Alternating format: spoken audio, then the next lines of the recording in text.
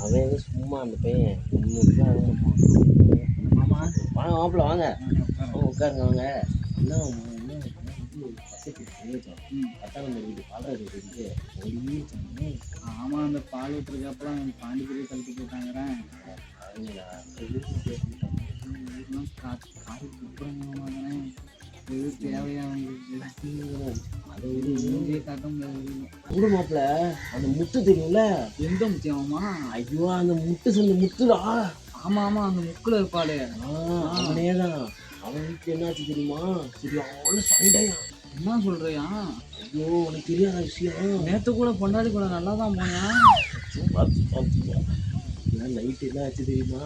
அவன் வச்ச அடியில இந்த இடத்துல வந்து இந்த இடம் இருக்குல்ல அங்க வந்து காதை உரம் விட்ட வயிறு போதாண்டா. என்ன சொல்ற? அவன் பொண்டாட்டிக்கா? அதனால தைலு பொண்டாட்டிக்கா அவனுக்கு. என்னையா சொல்ற? அட பொக்கத்த பையன் இப்படி கூட இருக்கானாயா? இவ்வளோ வாங்கியும் காலையில் மட்டும் சொன்னா பத்தியா எப்படி கை கோத்து போறாங்க. ஆமா பார்த்தேன் காலைல டீ குடிக்க போறப்ப.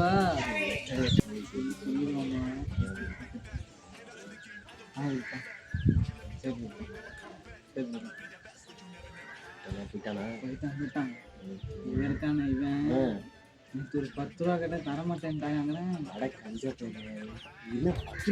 தரமாட்டேங்கிறாங்க. கவர்மெண்ட் கை நிறைய சம்பாதிக்கிறேன். அவ்வளோ சம்பாதிச்சு என்ன பிரயோஜனம்? ஒன்றும் இந்த பொண்டாட்டி தான் மதிக்குங்கிற அதெல்லாம் வராது. சும்மா வெட்டிப்பேன் இதெல்லாம் எழுதி சரி நம்ம போயிட்டானே மணி ஆச்சு. நானும் பேசிட்டே இருப்பேன். பொழுது போகுது. போயிட்டு இப்போ போனானே என் மாப்பிள்ள அவனா இன்னும் நல்லாவே இருக்கான்.